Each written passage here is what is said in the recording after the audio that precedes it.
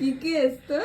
কি হবে? কি আবার? এই যে গলায় একটা কি দেখতে আর পাচ্ছি? এখানে ওই আরশোলা নাকি একটা কামড়েছে। আচ্ছা, তুই খুব আমাদের বলিস, আমাকে তো খুব বলিস।